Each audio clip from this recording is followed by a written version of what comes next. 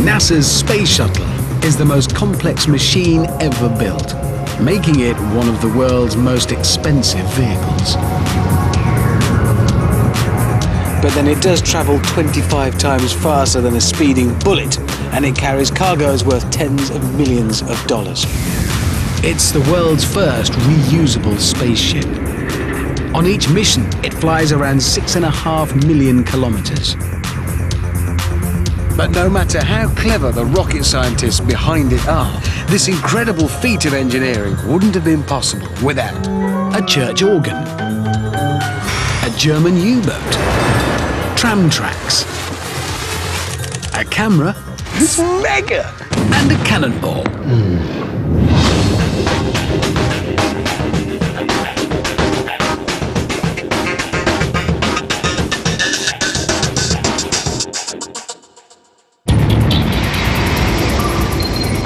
The Apollo moon missions were a resounding success. But even as man walked on the moon, the question was, what would NASA do next? The answer was the Space Shuttle. It launches into the Florida sky from the pads behind me, and as the world's first reusable space vehicle, it's made the final frontier just another destination. A fleet of 5 shuttles has blasted off from the Kennedy Space Center more than 130 times. They've delivered well over 1,000 tons of cargo, including most of the International Space Station and the Hubble telescope. Not bad for a delivery truck, albeit quite an expensive one. A new one will set you back a cool $1.7 billion. And taking it out for a spin costs about $450 million. But NASA designed the shuttle to reduce the cost of space exploration, so the shuttle is reusable. An ingenious jack of all trades, part plane, part rocket.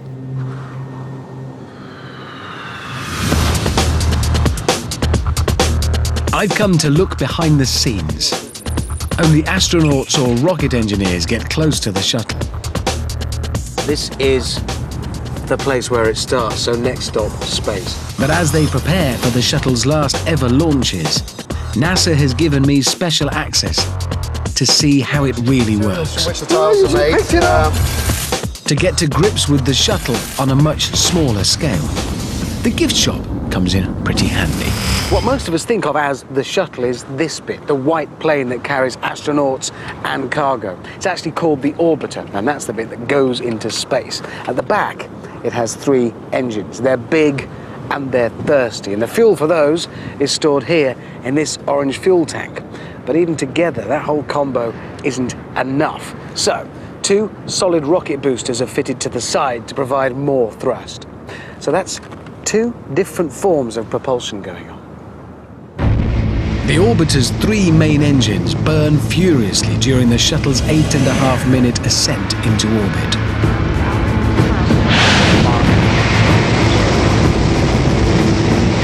They're extremely powerful, 37 million horsepower to be precise. And they propel the 2,000-ton shuttle up to 650 kilometers above the Earth's surface.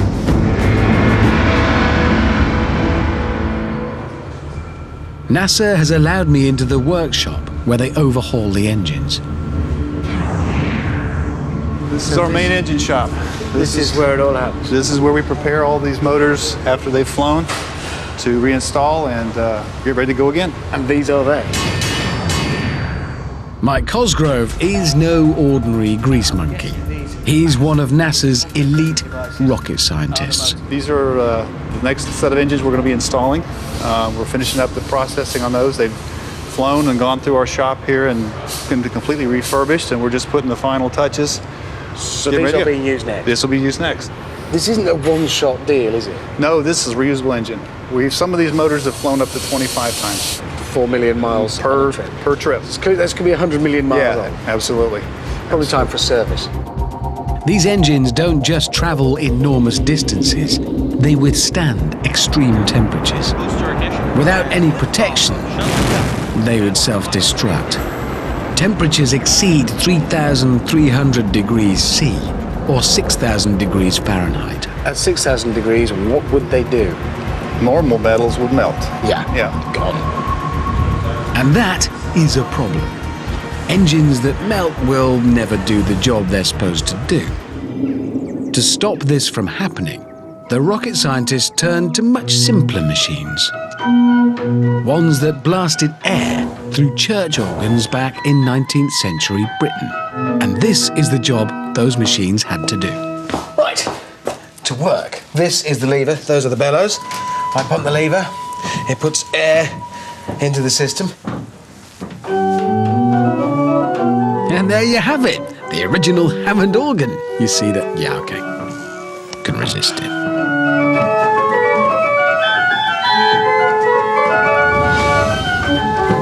Of course, inevitably, after a time, along came a machine to replace, well, me, the person who pumps the organ. In the 1880s, the internal combustion engine was still in its infancy. The one first used to pump air into church organs introduced an ingenious new invention.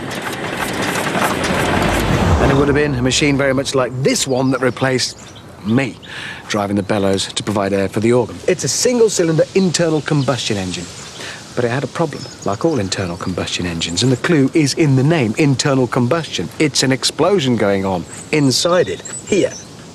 Now that makes the engine hot, dangerously hot. So, it's jacketed with water. There's a water jacket around it. Another cylinder full of water to cool.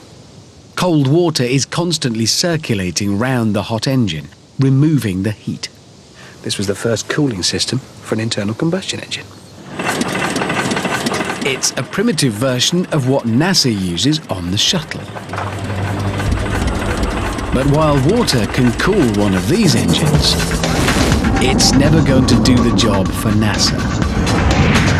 At shuttle temperatures, most metals would get so hot, they wouldn't just melt, they would vaporize. So the rocket scientists had to take engine cooling to a whole new level. Luckily, NASA already had a great coolant on tap. Inside the giant orange tank is the fuel, super cold liquid hydrogen. At minus 253 degrees Celsius, it is perfect for cooling engines. This is where you see the big fireball come out the backside. Yeah, this is a bit of a scene on the television. It's at the back. How are we going to cool this bad boy down? Well, what we're going to do is we're going to take a tap off of that liquid hydrogen that's being pumped around through the engine, and we're going to duct it down the side of the nozzle here through these distribution tubes. It's going to fill up this manifold, and then it's going to flow back up through 1,080 tubes into the main combustion chamber and burn it. So the actual fuel that you're using is sent along these pipes here, and of all of these, I thought these were just marks. These are actual These are tubes. These are which cools this down. Yes, this protects it from the heat of the engine. Correct. And then it goes in and is burned. Correct. Which is one of the secrets to the incredible efficiency then of this engine, because you're actually using the fuel before you've burnt it. Correct. The reason shuttle engines don't melt is because of a principle first used in an engine like this to drive the bellows on a church organ. A cooling system, the removal of heat. The shuttle's fuel cooling system is so efficient, it keeps the engines at a cool 54 degrees Celsius, even though they should be getting really, really hot.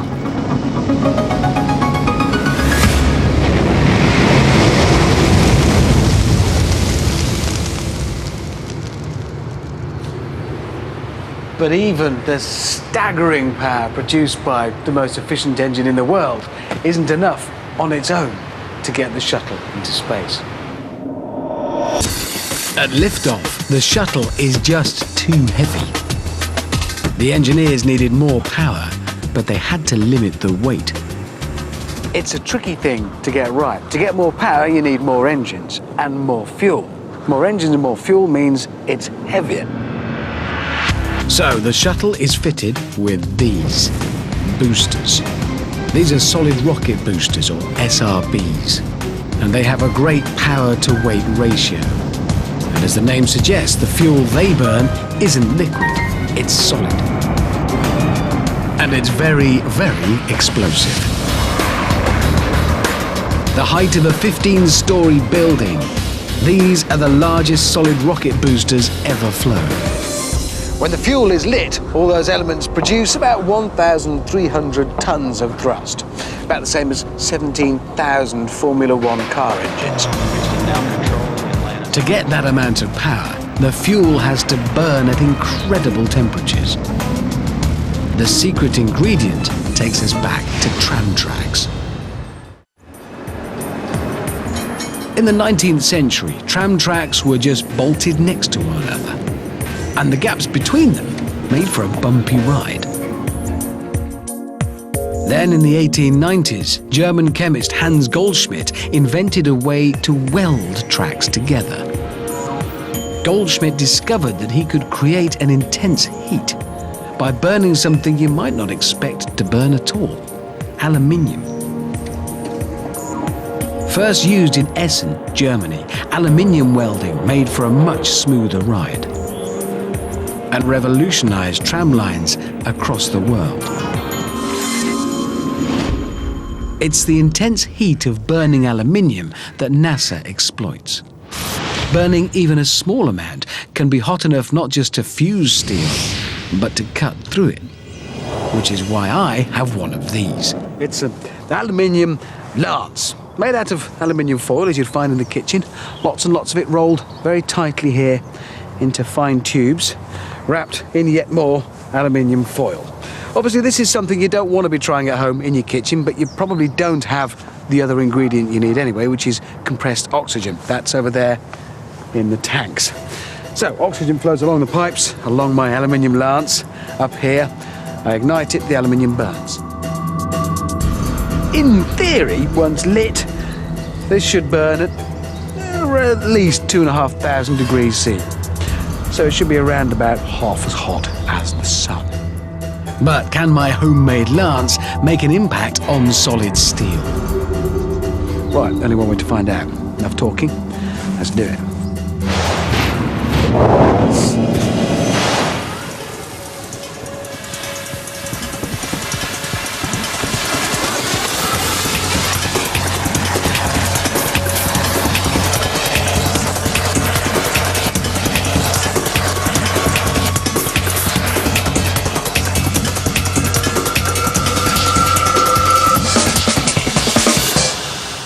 Sometimes you can look at theories and numbers on paper, and sometimes you just need to see solid evidence, and I think that counts. Clearly that was pretty hot.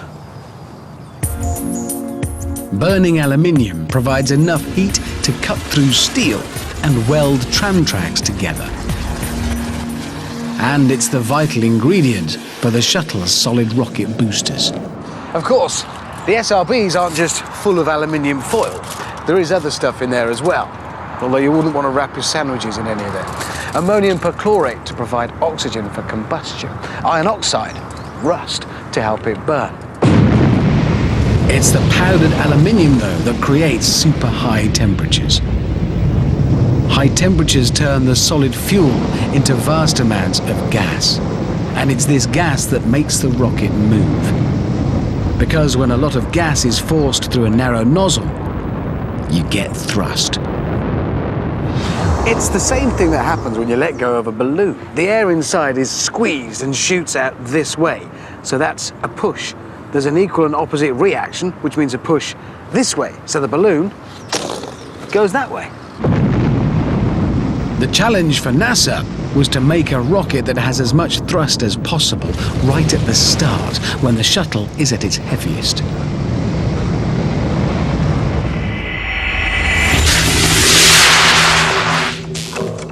In an attempt to find out how they do that, I've asked rocket man David Beaton to help me build my very own Great British Space Fleet of 2. And just like the shuttle's rocket boosters, we are using solid fuel made with powdered aluminium. So this is the fuel. Can I hold it? Yeah. It's not dangerous? Nope.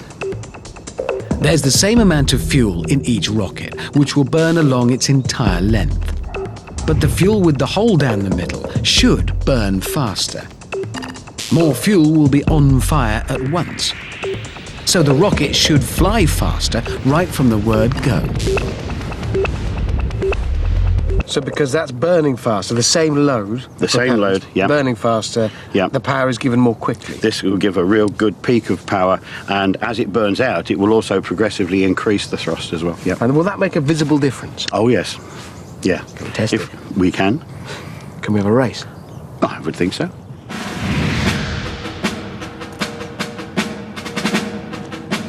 So, other than the position of the ignition groove and the colour, these two rockets are identical. I'll drop this, it's bad, isn't it? It could be bad, yeah. Okay. Yeah. So to get this right, this one has the faster burning charge. That has the faster burning motor. That's yours. Okay. Okay. Rocket science. Tilt it down. That's okay. Yeah. Oh, yeah. Jump down. This is mine. Look at that one.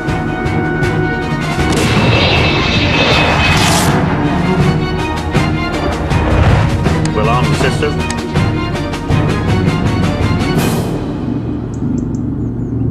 Five, 4, 3, 2, 1, go.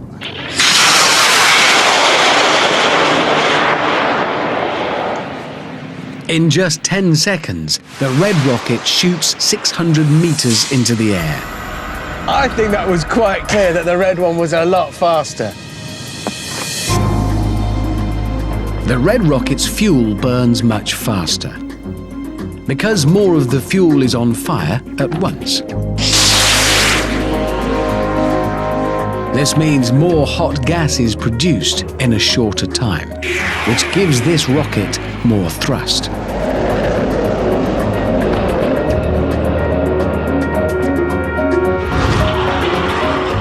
The blue rocket eventually reaches roughly the same height, but it takes much longer to get there, even though it had a bit of a head start.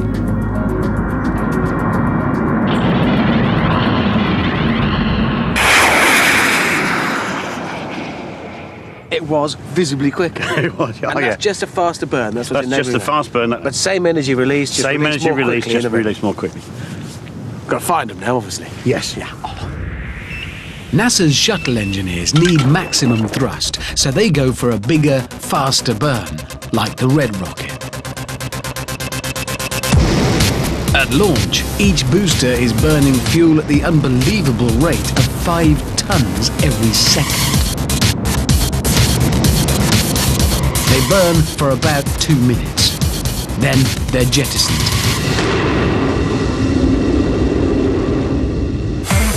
So, thanks to a welding technique that smoothed out tram journeys, the thrust provided by the solid rocket boosters is enough to get the shuttle off the launch pad and on a journey of its own.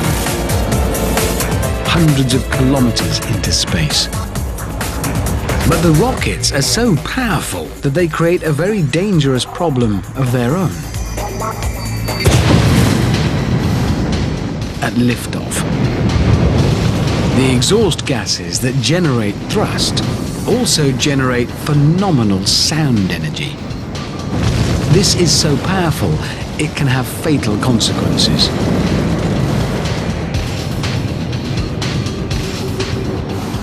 And this is the launch pad where it all happens. During a launch, this place is just alive with energy. Flames, searing gases, incredible amounts of noise. I'm underneath where the shuttle sits on the launch pad. This is the flame trench. I can only be here because the shuttle isn't in place right now. You certainly wouldn't want to be here when the countdown hits 0. The firing rockets create a thunderous sound that slams into the bottom of this trench. This sound is energy. And systems engineer John Lorch knows how powerful this can be. Even way back, 3 miles away, you can feel that energy just popping in your chest, you know, and it's just amazing the amount of energy. Unchecked, all this energy would bounce off the ground, straight back up towards the shuttle. So the engineers needed to find a way to protect the shuttle from reflected energy. To do that, they had to absorb the sound energy that roared down here and then bounced back up and hit the shuttle itself. Back at the Hammond Space Centre, UK, I can't replicate the shuttle's thunderous sound, but I can give you a taste of its destructive power. I'm going to build a wall here, and then I'm going to knock it over with a pulse just of air. Like that, only bigger, a lot bigger.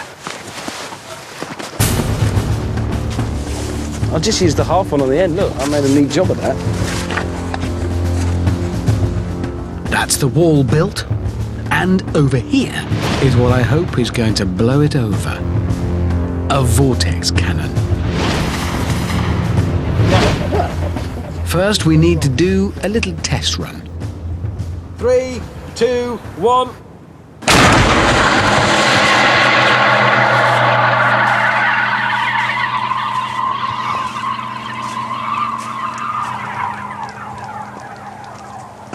That is up there amongst the most amazing things I've ever seen.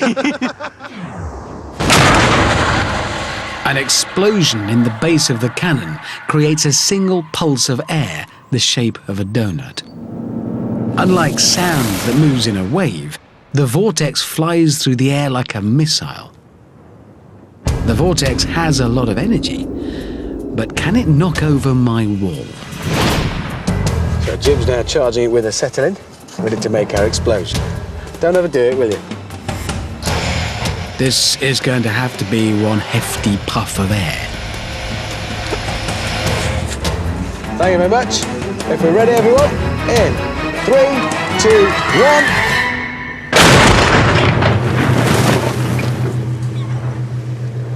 It's just air.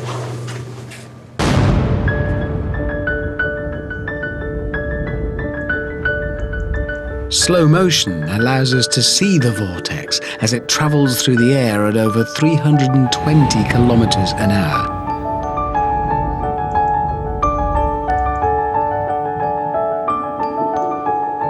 And as you can see, it creates a fair amount of destruction.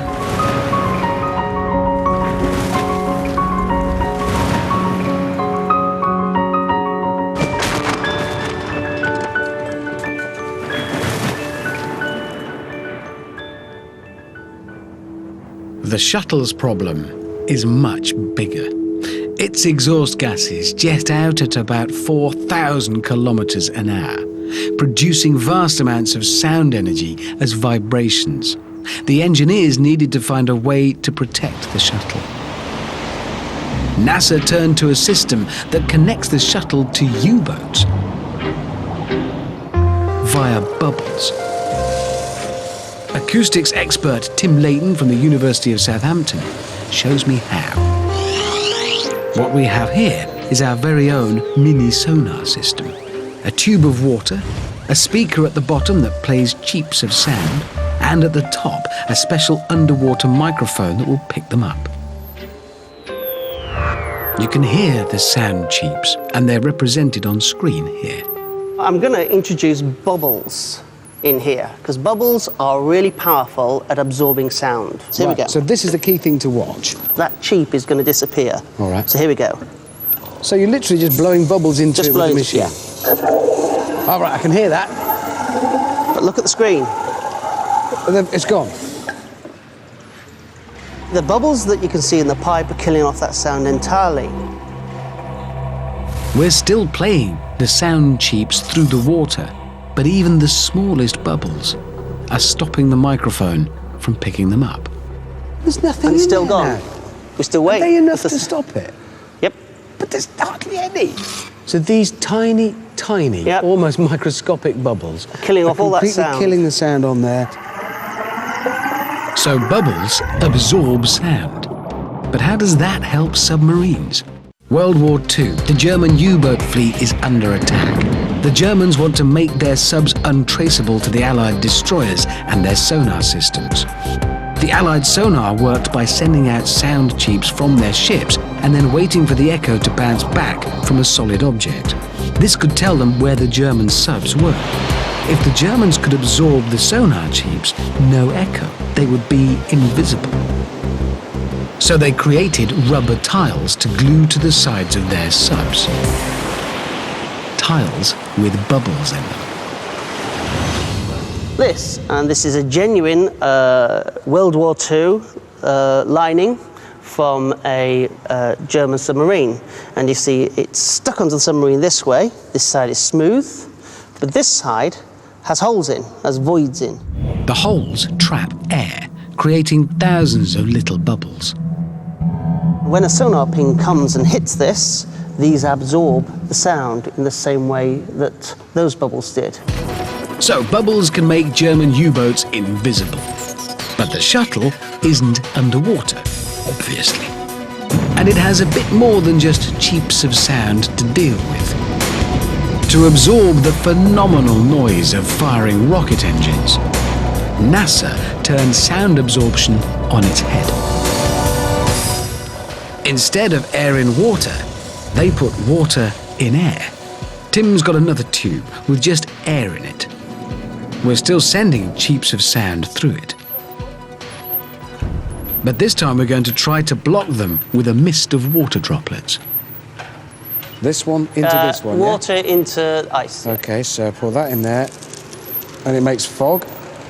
Can't really see where I'm pouring. Hopefully that's into the tube. Yeah, it's going in, isn't it? I feel like a wizard. And my spell seems to be working. Oh, look at that! Absolutely knocked it right back. So this is just fog. I'm not tipping the actual water in. The microscopic droplets of water in the air are vibrating, turning the sound energy into heat. NASA protects the orbiter in pretty much the same way. Though needless to say, NASA's system is a bit more complicated. It looks like a warehouse. It's actually the mobile launcher platform. The shuttle assembly sits on top. Those three, 1, 2, 3, they're the Rainbirds. And at peak flow, 9 seconds after launch, water hurtles through those at a rate of 900,000 gallons. That's 3.5 million litres a minute. So, can water work against the vortex cannon? Time to see if what's good enough for the shuttle is good enough for my wall. First, obviously, we've got to rebuild it.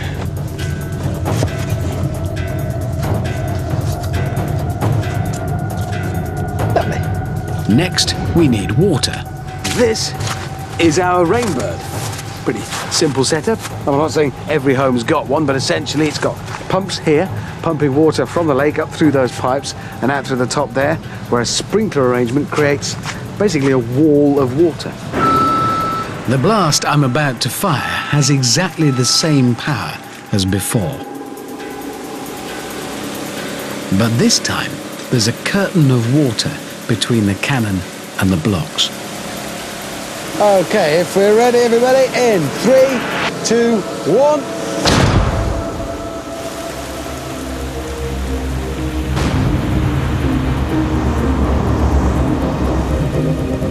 In slow motion, you can see how the pulse of air hits the water and loses energy.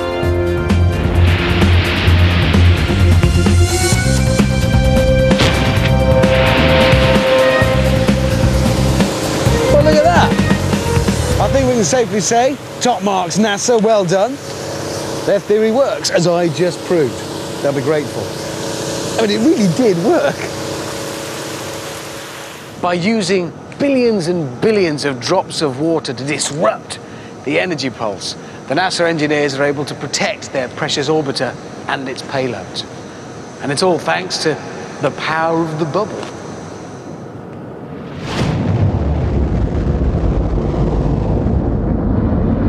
Eight and a half minutes after liftoff, the orbiter is more than 300 kilometers above the Earth. It's in space. Only minutes later, the crew is getting ready to start its mission.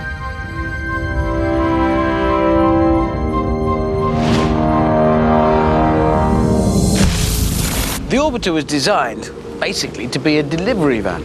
A very expensive very technologically advanced delivery van. Its job is to deliver things into space. So far, it's put satellites, telescopes, and most of the International Space Station up there. But you can't just pop open the back and pull out your cargo, especially when it's likely to be a satellite, chunk of space station. Not the easiest objects to move, and quite expensive if you drop something. So every shuttle cargo bay is armed with a helping hand. Don't worry, I'm not about to be offloaded into space. This is a full-scale model back at Kennedy. Even if the astronauts could physically lift and manhandle the cargo, spacewalking is very dangerous. So NASA turned to robots for help, specifically a robot arm called the Canadarm, built by those famous space scientists, the Canadians. They faced a real problem. How do you grab hold of something in space without accidentally knocking it across the galaxy? The answer was found in a camera lens. Camera lenses, just like our eyes, have irises in them that control the amount of light allowed through the lens. In a camera lens, they're made up of a series of interlocking metal plates which, when twisted, change the size of the aperture or hole in the middle. But how did this end up on the Canadarm on board the space shuttle? The first designs for the Canadarm gripped objects much like a hand would. But engineers quickly realized that there was a fundamental problem. The smallest of accidental nudges could send any cargo hurtling off. There's no air resistance in space, so once something starts moving, it doesn't stop. For some reason, NASA wouldn't let me play with their $100 million arm in orbit. So, to find out just how big a problem this really is, I've asked Neil Billingham to introduce me to one of his robots. Can I move it like that? Yeah. So that's forward. Ooh, it's faintly spooky. What I'm doing is pretty much what shuttle astronauts have to do in space. And I'm beginning to get the hang of it.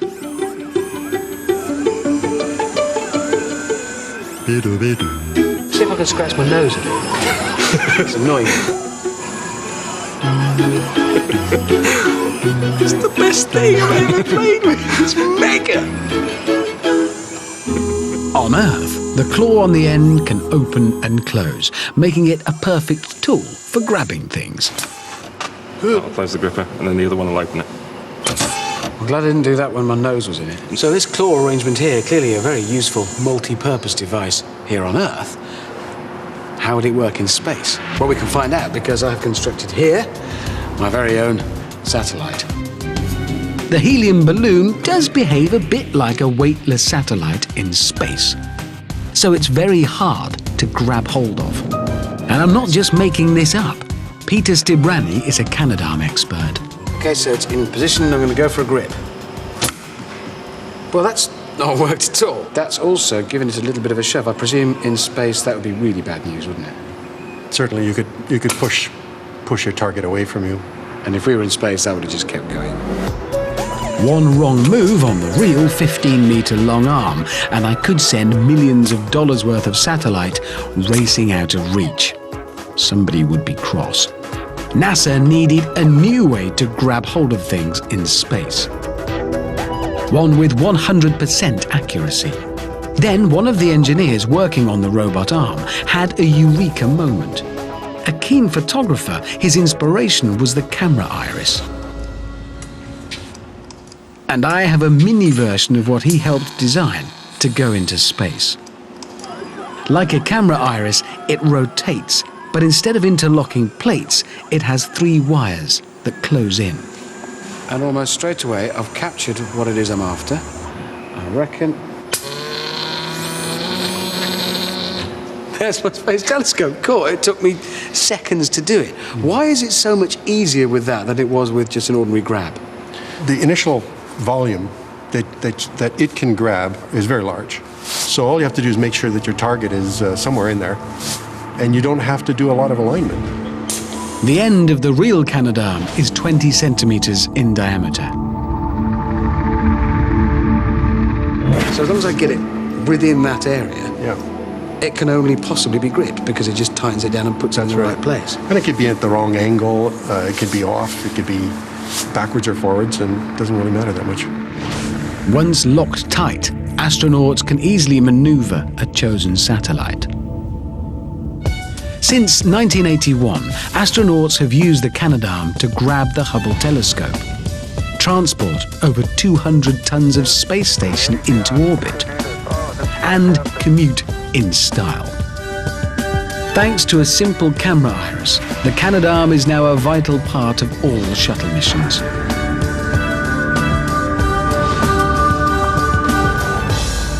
But once the mission is complete, there's still the pressing problem of getting back to Earth in one piece.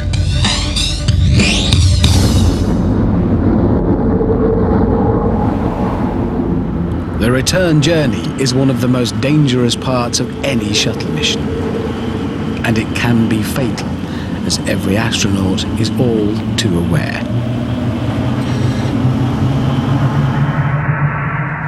In 2003, the orbiter Columbia burned up as it re-entered Earth's atmosphere, killing all 7 crew members.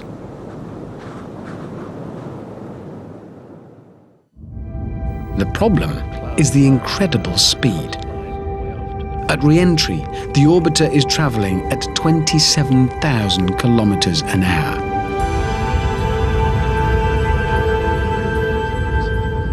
High speeds in space are not a problem. There's no atmosphere. But start hitting trillions of tiny particles in the upper atmosphere and things change. Hitting all those particles creates friction, a lot of friction, and that generates heat. Aeroplanes, missiles and bullets are usually streamlined so they can slip through the air, creating as little friction as possible. And early scientists thought that approach would work for rockets. But in the 1950s, space scientist Harvey Allen realized that rocket speeds come with their own problem. Travel at 5 times the speed of sound and above, and the friction is too intense. No matter how sleek the design, no known substance could survive the heat for long. Allen's solution was, at first hearing, pretty radical. Rather than make the nose of anything needing to re-enter the atmosphere sharp and sleek, he said to make it blunt, deliberately unaerodynamic. And that's why the orbiter's blunt nose can be connected back to a particularly unaerodynamic flying object, the cannonball. We now know a round cannonball is not the perfect flying shape, but its ultimate aim is not to fly. It's to smash as much of something as possible. And that's exactly what Allen thought a re-entry vehicle should do: smash the air and blast it out of the way, not try and cut through it. This was throwing the usual rules of aerodynamics out of the window. But how does smashing into air help the orbiter on re-entry? This is the University of Manchester, but it's a very specific little corner of the university because these machines are dedicated to serving another very, very special machine through there. It's a wind tunnel, but these winds will be travelling at hypersonic speeds, up to Mach 6. That's 6 times the speed of sound. Now, obviously, that kind of performance involves the release and control of stupendous amounts of energy, which is why the actual wind tunnel itself isn't as big as some you might be used to. So, to go inside it, I have one mini orbiter with a pointy nose and one with a blunt nose. Kostas Kontis is the head of aerospace research. First, I want to see exactly why a pointy nose design is such a bad idea for the orbiter. I guess it's got to be fairly firmly fixed. Of course, because we don't want them to fly around during the year. It's quite dangerous. What if this tunnel goes off while my hand's in there? Probably you'll lose your hand. Literally just blown away? Of course, yes. I don't want that to happen. Let's get this done quickly. At these speeds, you can only see what's happening with an elaborate system of mirrors, lenses, and high-speed photography. So, if we can switch off the lights, please. Yes. That's a lot of energy about to be released through there, isn't it? That's right, yes. A 6,000 kilometers an hour jet of air, to be precise. Fire!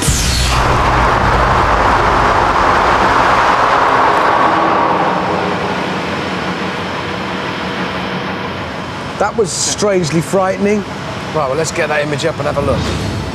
Right, so this is with a pointed nose. That's right. With this system, you can Exactly. actually see the shockwave.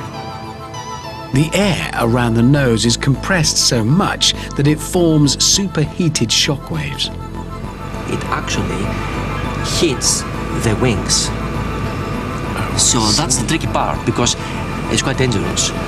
The temperature will be very high. So this shockwave, it punches through the air, the air goes over it. That's right, yes. And it's actually, I thought that was good. Look, it's making a tiny hole, it's sleek. But where that line hits the wing, Exactly, there's yes. a lot of energy being deposited right yes. there. The wingtips are exposed to high-speed air, so lots of friction. And at orbiter speeds, the shockwave itself reaches thousands of degrees Celsius. So it can literally, because of the shape of its nose, it can tear its own wings off. Exactly, yes. And the wings are rather important. Up until re-entry, the shuttle has been a rocket. But now, it's a plane that has to glide back to Earth. So entirely counter to what we would expect. The pointy shape doesn't work. So how will the blunt nose fare? Fire!